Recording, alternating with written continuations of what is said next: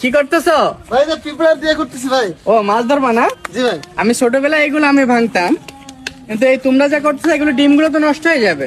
না না, পিঁপড়া না সরাইলে তো আমরা ডিম নিতে পারবো। এইভাবে না, তাহলে? আমি তোমাদের একটা টিপস শেখাই দিই, ঠিক আছে? দেন ভাই।